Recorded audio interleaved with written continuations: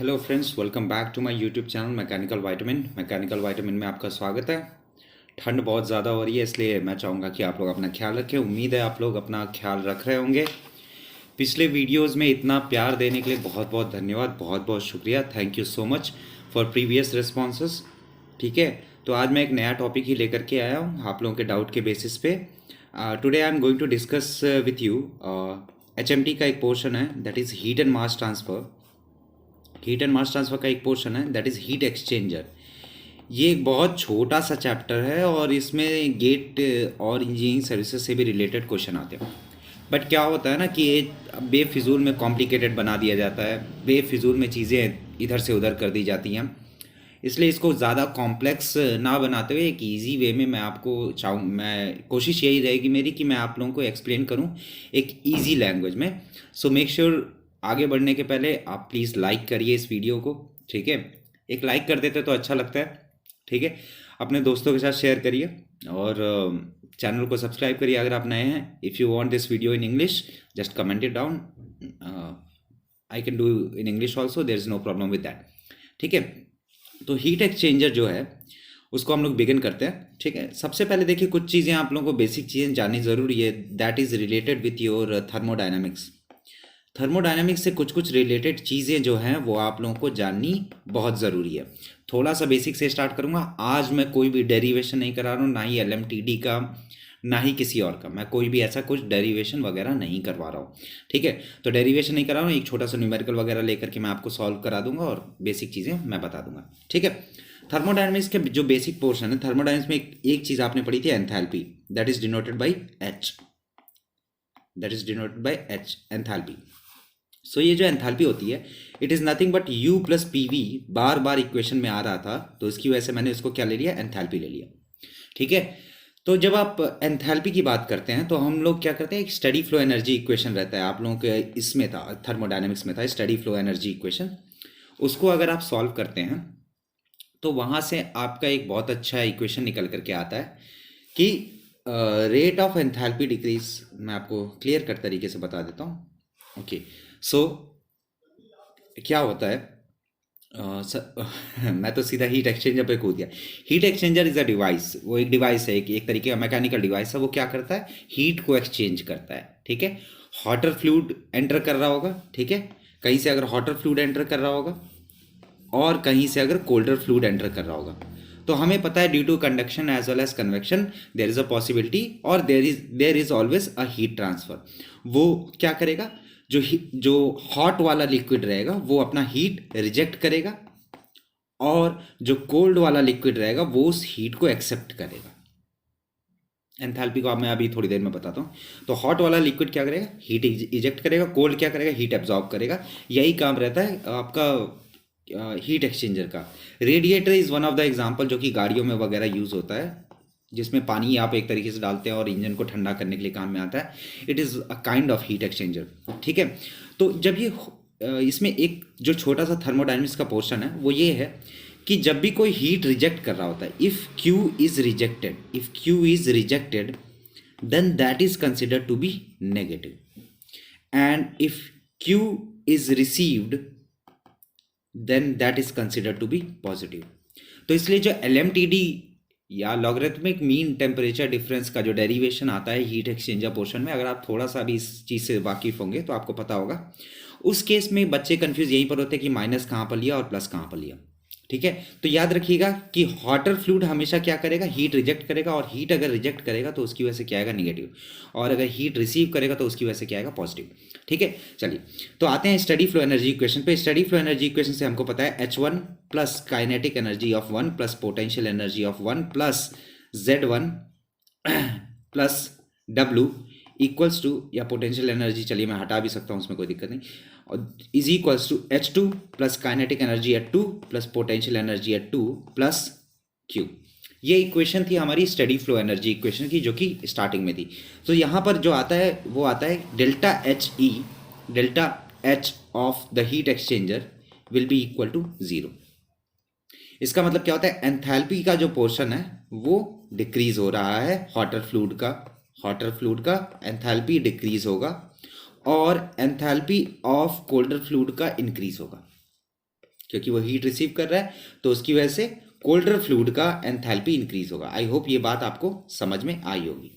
ठीक है, कुछ चीज़ें बेसिक चीज़ें हैं। दो तरीके के हीट एक्सचेंजर जनरली आप मिलेंगे, एक होगा पैरेलल फ्लो और एक होगा काउंटर फ्लो। एक पैरेलल और एक काउंटर। देखिए कई लोगों को इसका डायग्राम तक बनाना नहीं आता, बेफिजूल में कंफ्यूज रहते हैं। सो देखिए पैरेलल फ्लो और काउंटर फ्लो में कुछ है नहीं। पैरेलल फ्लो और काउंटर फ्लो में क्या है, पैरेलल फ्लो और काउंटर फ्लो में क्या है, पैरेलल फ्लो के केस में क्या होगा कि दोनों फ्लूइड, मतलब अगर यहां से हॉट जा रहा है तो सिमिलर डायरेक्शन में कोल्ड जाएगा। ठीक है, काउंटर फ्लो में क्या होगा कि अगर हॉटर फ्लूइड यहां से जा रहा है तो कोल्डर फ्लूइड इस डायरेक्शन में जाएगा। ये बेसिक डिफरेंस है। ग्राफ में जो जो एक स्कीमेटिक डायग्राम जो बनता है किसका, आपका एचएमटी पोर्शन का, सॉरी हीट एक्सचेंजर पोर्शन का, वो मैं अभी आपको बताता हूँ। उसमें उतना ज़्यादा घबराने की ज़रूरत है नहीं। ठीक है, जितना आप लोग उसको ओवर एग्जैजरेट करके आप लोग कंफ्यूज हो जाते हो, तो वो सब करने की ज़रूरत है नहीं।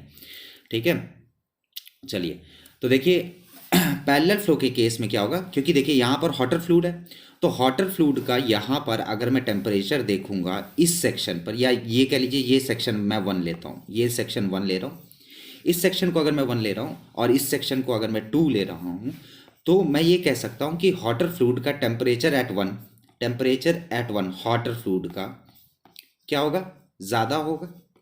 ठीक है, क्योंकि हॉट फ्लूइड यहाँ से ऐसे ट्रैवल करता हुआ जा रहा है, तो हीट बाहर ले देता हुआ जा रहा है, इसकी वजह से यहाँ पर टेम्परेचर जो 2 पर होगा वो क्या होगा, temperature at 2 of hotter fluid will be slighter less, वो लेस होगा। ठीक है, अगर कोल्ड फ्लूइड की मैं बात करूं तो कोल्ड फ्लूइड जब यहाँ से एंटर कर रहा है तो क्या होगा, उसका टेम्परेचर बढ़ता जाएगा, टेम्परेचर बढ़ता जाएगा क्योंकि वो हीट एक्सेप्ट कर रहा है। So temperature of colder fluid at section 1, उसका क्या होगा, टेम्परेचर जो होगा वो बढ़ता जाएगा। ठीक है, और टेम्परेचर 2 तक आते आते, मतलब सेक्शन 2 तक आते आते कोल्डर फ्लूइड का जो रहेगा वो टेम्परेचर बहुत ज़्यादा बढ़ जाएगा। ठीक है, कोल्डर फ्लूइड की काउंटर फ्लो हीट एक्सचेंजर के केस में क्या होगा, काउंटर फ्लो हीट एक्सचेंजर के केस में वापस से एक सेक्शन लीजिए, ये 1, ये बेसिक चीज़ है, ये आपको समझना बहुत ज़रूरी है, इसलिए मैं इसको एक्सप्लेन कर रहा हूँ, ताकि जो स्कीमेटिक डायग्राम, जैसे कि मैंने बहुत लोगों के देखा भी था आंसर्स, तो उसमें मुझे बहुत ज़्यादा ये सब चीज़ें दिखी थी, तो मैं वापस से ये चीज़ एक्सप्लेन कर रहा हूँ। तो अब अगर मैं सेक्शन 1 पे ले रहा हूँ, तो temperature at section 1 of the hotter fluid will be greater than temperature at section 2 of the hotter fluid. ठीक है, सिमिलर वे में temperature of 1 at of colder fluid will also be very very greater than temperature of colder fluid at section 2, क्योंकि section 2 से enter हो रहा है, तो sorry इसका भी उल्टा हो जाएगा, माफ करिएगा, इसका उल्टा हो जाए, temperature 2 will be much more higher than temperature 1। नहीं सही था, I am sorry for the confusion, क्योंकि जैसे जैसे कोल्डर फ्लूइड एंटर करता जाएगा वैसे वैसे वो ज़्यादा हीट एब्जॉर्ब करता हुआ जाएगा। तो जो इसका स्कीमेटिक डायग्राम जो बनता है वो ये बनता है।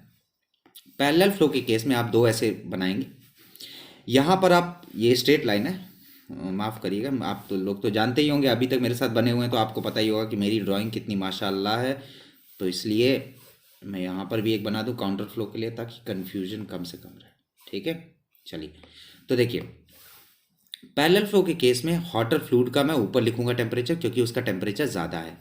यहाँ पर मैं इनलेट बनाऊंगा और यहाँ से एक यहाँ तक आएगा, this will be temperature of hotter fluid at section 2। Direction क्या रही, यहाँ से आप देख सकते हैं कि टेम्परेचर कम हो रहा है। काउंटर फ्लो के केस में स्टार्टिंग में टेम्परेचर जो रहेगा, काउंटर फ्लो नहीं, पैरेलल फ्लो के केस में जो कोल्डर फ्लूइड रहेगा उसका सेक्शन 1 पे जो टेम्परेचर रहेगा वो कम रहेगा, लेकिन जैसे जैसे वो आगे बढ़ता जाएगा वो टेम्परेचर ज़्यादा से ज़्यादा एब्जॉर्ब करता हुआ जाएगा, हीट ज़्यादा से ज़्यादा एब्जॉर्ब करता हुआ जाएगा। उसकी वजह से सेक्शन 2 पर जो कोल्ड फ्लूइड का जो टेम्परेचर होगा वो हाइयर होगा एज कंपेरिजन टू सेक्शन 1 के। ये पैरेलल फ्लो का है। काउंटर फ्लो के केस में क्या है, काउंटर फ्लो के केस में ये होगा कि हमको पता है कि भैया टेम्परेचर यहाँ पर अगर मैं हॉटर फ्लूइड का इनलेट ले रहा हूँ दैट इज सेक्शन 1, और यहाँ पर मैं अगर हॉटर फ्लूइड का सेक्शन 2, हीट एक्सचेंजर क्या कर रहा है, हॉटर फ्लूइड से हीट को एक्सट्रैक्ट कर रहा है। कौन एक्सट्रैक्ट कर रहा है, कोल्डर फ्लूइड एक्सट्रैक्ट कर रहा है। ठीक है, सो ये एक डायरेक्शन हो जाएगी। उसके बाद क्या होगा कि सेक्शन 2 पर जो टेम्परेचर रहेगा वो कोल्डर फ्लूइड का जो रहेगा वो कम रहेगा, और वो कुछ इस तरीके से जाएगा, या कुछ इस तरीके से। This will B counter flow. Direction देखिए, डायरेक्शन दोनों में सेम डायरेक्शन में, काउंटर फ्लो में दोनों में अपोजिट डायरेक्शन में। ये बेसिक था, ठीक है। लेकिन क्या है कि LMTD जब आप निकालते हैं, LMTD वगैरह, तो LMTD का एक फॉर्मूला है सिंपल सा, वो ये है कि delta TI minus delta TE divided by log of delta TI by delta TE। इसका मतलब क्या है कि ये जो आपका ये जो टेम्परेचर है, ये जो आपका ये इनलेट पे जो डिफरेंस है, ये इनलेट पे जो डिफरेंस है, this will be delta T at inlet and this will be your delta TE at exit, delta TE at exit. I hope ये बात आपको समझ में आई होगी। टेम्परेचर मैं इसका और इसका ले रहा हूँ, ना कि इसका और इसका लूंगा। मैं ये वाले पोर्शन का ले रहा हूँ, ये वाले पोर्शन का, ठीक है। सिमिलर वे में काउंटर फ्लो में देखेंगे, so this will B and this will be your delta TE and this will be your delta TI। हमेशा एक पैरेलल फ्लो में केवल हॉटर फ्लूइड का कंसिडर करिए, काउंटर फ्लो में केवल और केवल आप अभी हॉटर फ्लूइड का कंसिडर करिए, अपने आप को कम कंफ्यूज रखने के लिए, ठीक है। लेकिन यहाँ पर एक स्पेशल केस आता है। स्पेशल केस क्या है, बहुत ध्यान से सुनिएगा। एक स्पेशल केस ये आता है कि जब आपके पास कंडेंसर या हीट जनरेटर होगा, कंडेंसर या फिर हीट जनरेटर होगा, तो उस केस में क्या होगा, उस केस में थोड़ा सा चीज़ें चेंज हो जाएंगी, ठीक है। अब अगर मैं बात कर रहा हूं, अगर मेरे पास कंडेंसर है, कंडेंसर के केस में क्या होगा, कंडेंसर के केस में जो हॉटर फ्लूइड का जो टेम्परेचर होगा वो कांस्टेंट रहेगा। हॉटर फ्लूइड का जो यहाँ पर टेम्परेचर है इनलेट पे और जो एग्जिट पे है वो टेम्परेचर सेम रहेगा।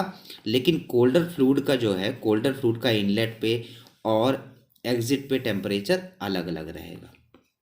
ये कंडेंसर के केस के लिए। ये कब होगा, ये वाला डायग्राम तब बनेगा जब ये पैरेलल फ्लो होगा। देख सकते हैं दोनों की डायरेक्शन सेम है, तो इसकी वजह से पैरेलल फ्लो के लिए कंडेंसर का जो बनेगा वो ये बनेगा।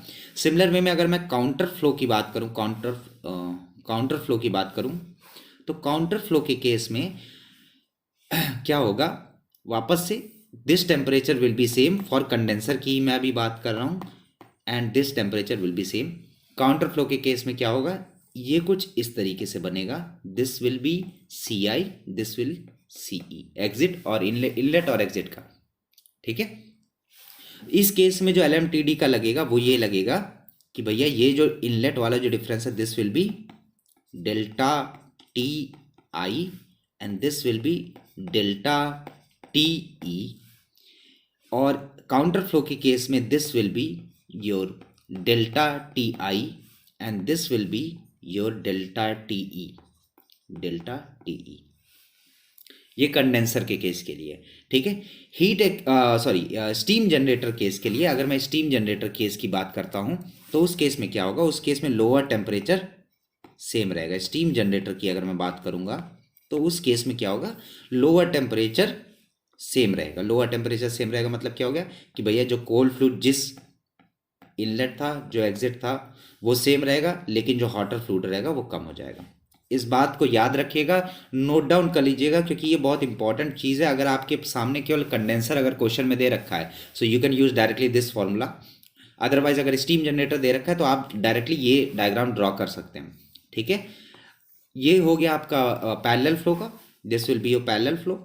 Next I will draw of counter flow. Counter flow के केस में क्या होगा कि कोल्डर फ्लूइड की डायरेक्शन ये हो जाएगी, इनलेट एंड एग्जिट, एंड जो आपका हॉटर फ्लूइड का जो होगा वो यहाँ पर हो जाएगा, TH and THE THI।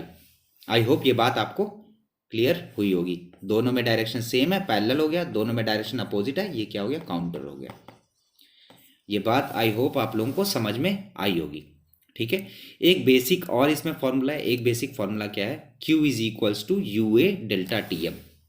Q is equals to UA delta TM, where U is the overall heat transfer coefficient, overall heat transfer coefficient, delta TM is your logarithmic mean temperature difference।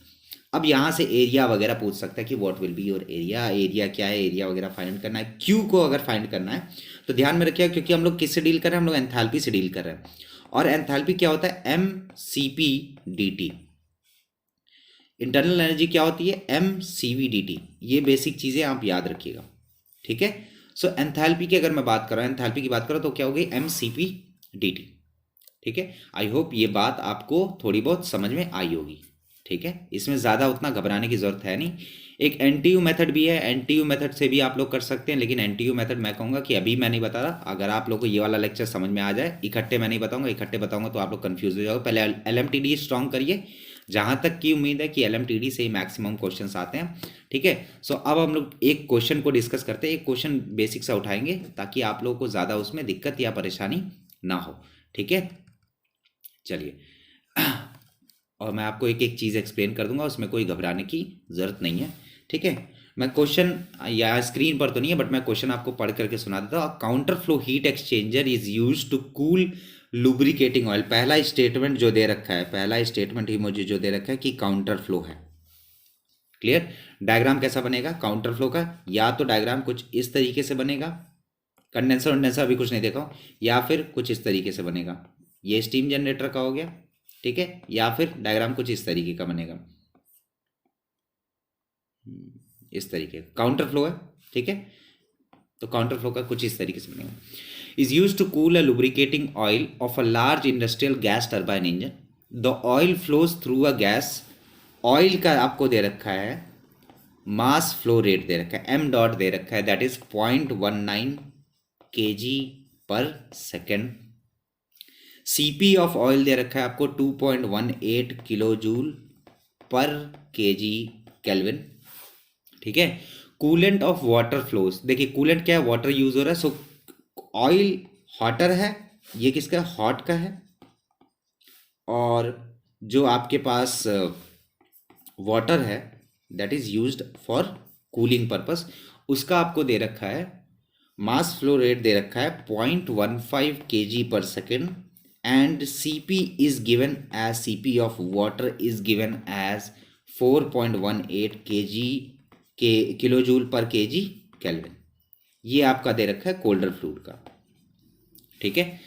Oil enters at 425 kelvin. अब देखिए oil क्या है, hot है, तो oil H at inlet is given as 425 kelvin and leaves at 345 kelvin.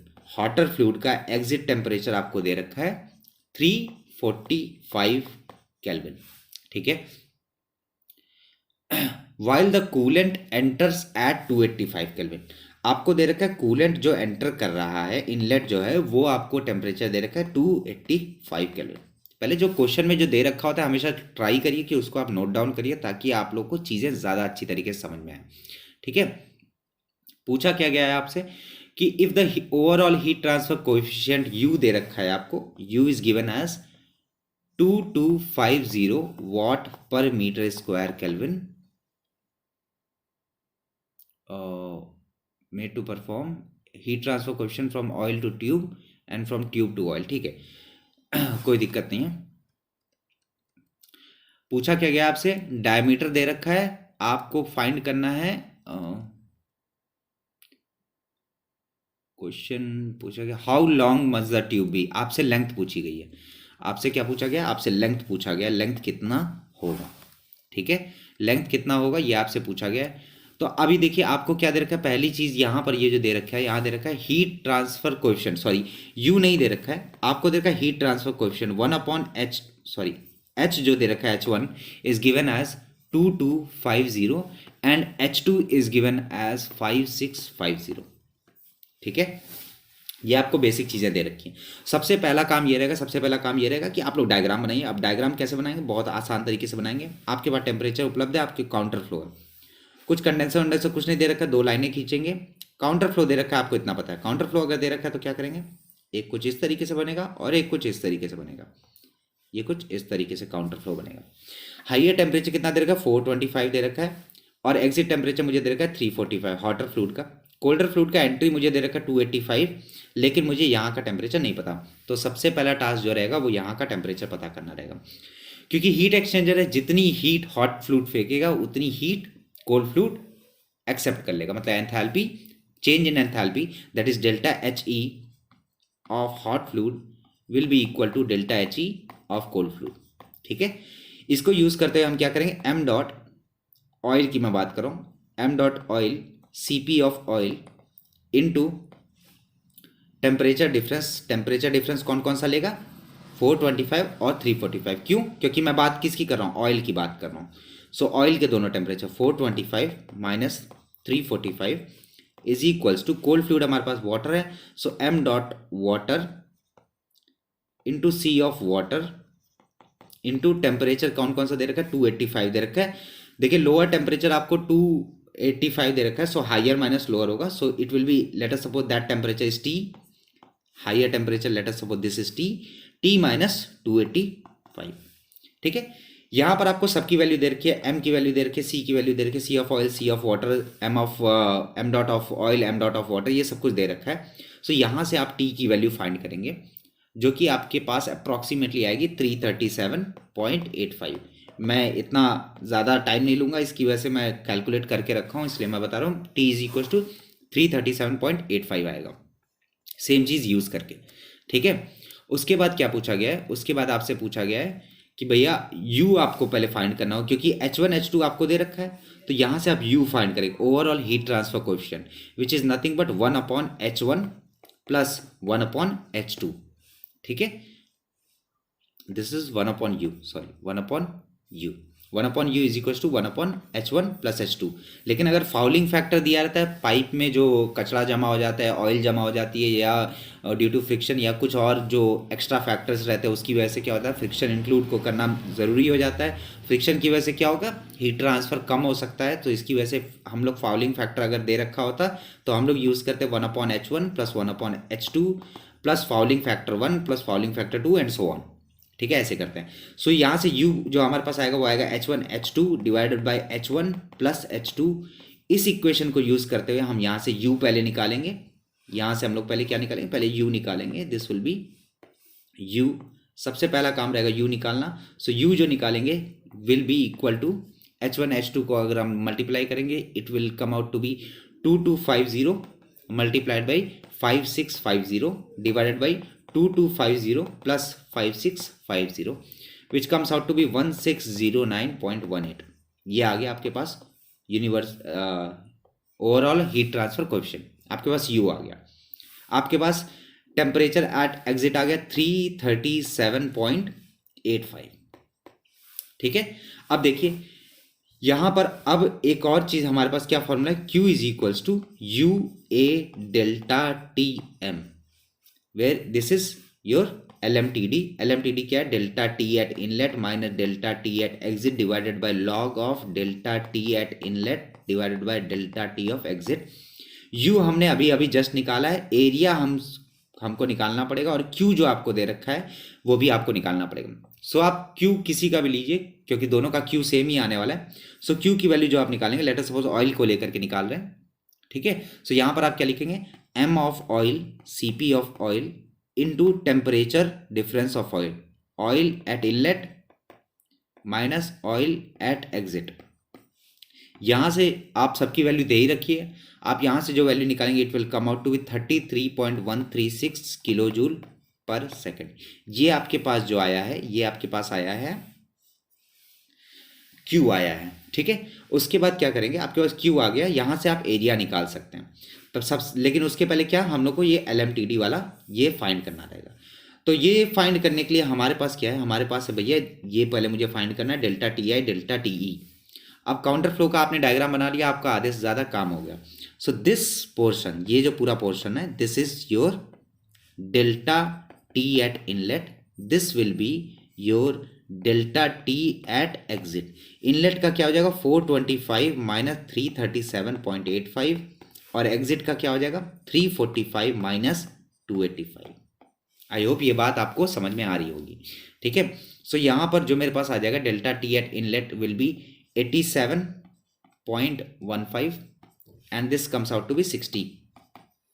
So delta TI और delta TE मुझे मिल गया, delta TI comes out to be 87.15 minus 60 divided by log of 87.15 divided by 60। इसको अगर आप solve करेंगे LMTD equation को तो यहाँ से आपके पास आ जाएगा TM, दैट इज LMTD का temperature, mean temperature. So this comes out to be 72.73। ठीक है, उसके बाद क्या करना है? उसके बाद कुछ नहीं करना है, आपको एरिया फाइंड करना था। सारी वैल्यूज दे रखी है, डेल्टा TM अभी हमने फाइंड किया। ठीक है, एरिया जो है वो हमसे पूछा गया है, Q हमने निकाल लिया, U हमने निकाल लिया। So I can write Q upon U into delta TM equals to A। लेकिन हमसे क्या पूछा गया? हमसे लेंथ पूछा गया है। लेंथ पूछा गया, एरिया को मैं क्या लिख सकता हूँ? पाई D इंटू L। क्यों? ये सिलेंडर है मेरा। ठीक है, ये सिलेंडर है। इस सिलेंडर में क्या कर रहे हैं? देखिए, ये पाई D ये हो गया into this particular length L। आपसे लेंथ पूछी गई है, डायमीटर आपको दे रखा है, डायमीटर ये पूरा का पूरा आपको दे रखा है। सो एरिया को मैं पाई DL लिख सकता हूँ। सो यहाँ से मैं लेंथ को भी निकाल सकता हूँ, Q upon U delta TM into pi D। ये आपके पास आ जाएगा लेंथ यहाँ से, which comes out to be, length का मैं आप खुद कैलकुलेट करके देखिएगा। ठीक है, आप जो L की जो वैल्यू आएगी that comes out to be 7.21 metre, 7.21 metre. I hope ये बात आपको समझ में आई होगी। क्या मैंने D की वैल्यू दी है? नहीं, D की वैल्यू जो थी क्वेश्चन में that was D was 12.5 mm। I think I'm right, yeah, 12.5 mm। ठीक है, सो आई होप ये चीज़ें आपको समझ में आई होगी। मैं एक छोटा सा न्यूमेरिकल लेकर के जो चीज़ें मेन थी वो आपको समझाने की कोशिश किया। देखिए, हमेशा क्या लेफ्ट हैंड साइड पर डेल्टा TI रहेगा और राइट हैंड साइड पर डेल्टा TE रहेगा। हमेशा ये अपने दिमाग में फिक्स कर लीजिए। पहली चीज़, हॉटर फ्लूइड का टेम्परेचर ज़्यादा है, तो हॉटर फ्लूइड का टेम्परेचर अगर ज़्यादा है तो मैं यहाँ पर ऊपर की ओर लिखूंगा। और उसके बाद कोल्डर फ्लूइड का अगर टेम्परेचर मेरे पास है, कोल्डर फ्लूइड का टेम्परेचर कम है इनलेट पे, तो उसको मैं नीचे लिखूंगा ज़्यादा। एग्जिट पे एक हॉटर फ्लूइड का टेम्परेचर कम हो जाएगा और कोल्डर फ्लूइड का टेम्परेचर बढ़ जाएगा। तो टेम्परेचर देख सकते हैं TC1 TC2, ये पूरा का पूरा टेम्परेचर डिफरेंस आ गया। क्यों आया? क्योंकि भैया कोल्डर फ्लूइड ने हीट एक्सेप्ट कर ली। आई होप ये सारी चीज़ें आपको समझ में आई होंगी। ठीक है, अगर आपको समझ में आई है सो मेक श्योर कि कमेंट करिए और बोलिए मुझसे कि मैं नेक्स्ट पार्ट लेकर के आऊँ इसी हीट एक्सचेंजर पर। Make sure to hit the like button. ठीक है, सब्सक्राइब करिए। और जो लोग और भी कुछ चाहते हैं वो, वैसे तो मेरे पास एक पूरी लिस्ट आ चुकी है। आई विल मेक श्योर कि I will upload 1 video per day. ये मेरी पूरी कोशिश रहेगी पूरे एंटायर वीक के लिए, ताकि आप लोगों को कोई भी दिक्कत ना हो। ठीक है, सो यहाँ तक आई होप आप लोगों को बातें समझ में आई होंगी। ज़्यादा उतना टेंशन लेने की ज़रूरत नहीं है। हीट एक्सचेंजर के केस में बेसिक फॉर्मूलेज याद रखिए। जब कभी भी मुझे अगर ये फाइंड करना है, एक सेकंड मैं आपको दिखा दूँ। मुझे अगर फाइंड करना है कि किसी एक पर्टिकुलर टेम्परेचर अगर मुझे फाइंड करना है, तो कोई एक पर्टिकुलर टेम्परेचर फाइंड करने के लिए मुझे क्या करना पड़ेगा? मुझे बेसिक इक्वेशन यूज़ करना पड़ेगा, MCP/dT। MCP/dT मतलब ये वाला dt नहीं होगा। MCP/dT मतलब ये और ये होगा। ठीक है, चलिए फिर मिलते हैं नेक्स्ट वीडियो में। मैं वीडियो को ज़्यादा लंबा नहीं रखना चाहता हूँ। ठीक है, सो मिलते हैं नेक्स्ट वीडियो में। तब तक के लिए अपना ख्याल रखिए, ठंड से बचे रहिए, घर पर रहिए, सुरक्षित रहिए, ख्याल रखिए अपना। और फिर मिलते हैं नेक्स्ट वीडियो में। अगर इस वीडियो का कंटिन्यूएशन आप चाहते हैं, आप LMTD और NTU का अगर आप डेरिवेशन भी चाहते हैं, क्योंकि डेरिवेशन वगैरह it is a very lengthy process और आप लोगों को भी पता है वो चीज़ें कैसी होने वाली है। ठीक है, मैं पूरी कोशिश, अगर आप कहोगे तो मैं डेरिवेशन भी करा दूंगा। एक न्यूमेरिकल लेकर के आऊँ, कहोगे आप तो मैं सारी न्यूमेरिकल की सीरीज भी लेकर के आ सकता हूँ। It depends on you, just tell me, I will do it for you. Okay, चलिए फिर मिलते हैं नेक्स्ट वीडियो में। तब तक के लिए जय हिंद, जय Bharat, have a very great day, have a very good evening. ठीक है, अपना ख्याल रखिए ठंड से। चलिए फिर, जय हिंद, जय भारत।